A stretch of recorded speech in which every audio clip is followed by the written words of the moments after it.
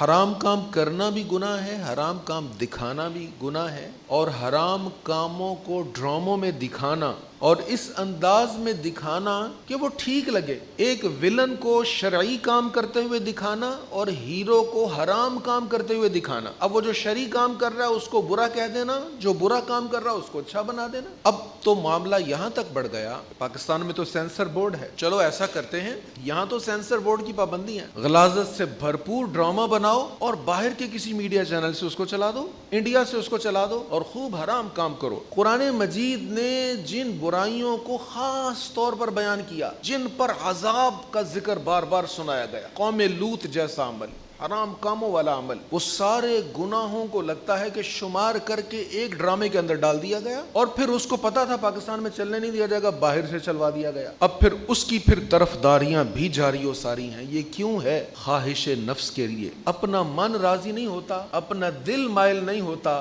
نیکی کی طرف، قرآن کے احکام کی طرف، تو اپنا دل جو مائل نہیں ہو رہا اس کو تو روکنا نہیں ہے، نفس کو قابو میں نہیں کرنا، نفس کے مطیع ہو کر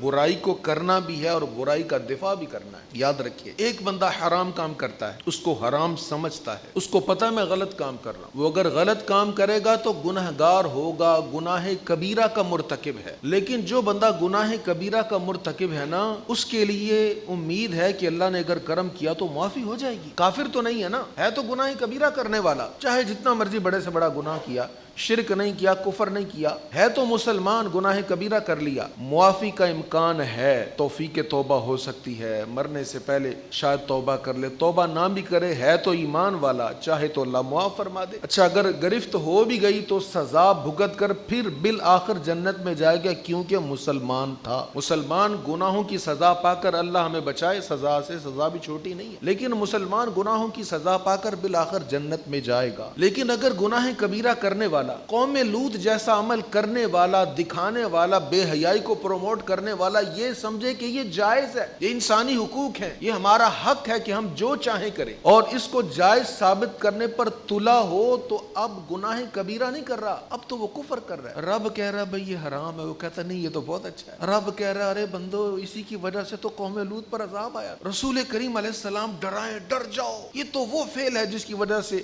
مہلک ترین عذاب آیا، اور آگ میں پکا کر ان کے اوپر پتھر مارے گئے اور ان کو مار مار کے واصل جہنم کیا گیا۔ اور آج مسلمانوں کے ملک میں طرفداری ہو اس پر نہیں، اس کا تو جواز بنتا ہے نا، یہ تو انسان کی فطرت ہے نا، یہ تو انسان کی طبیعت ہے نا، کامن سینس ایسے کرتی ہے، ویسے کر، تو اس طرح کی چیزیں جب انسان کرتے ہیں اور جب اس کی طرفداری میں دلائل دیے جاتے ہیں یا اس کو جائز سمجھا جاتا ہے تو یہ پھر گناہ کبیرہ نہیں رہتا، پھر یہ کفر بن جاتا ہے۔ کوئی بھی ایسا کام جس کو اللہ نے حرام کیا ہے، اس کو اگر کوئی حلال ثابت کرے تو یہ کفر ہوتا ہے۔ اللہ تعالی ہمیں ہر کفر سے بچائے۔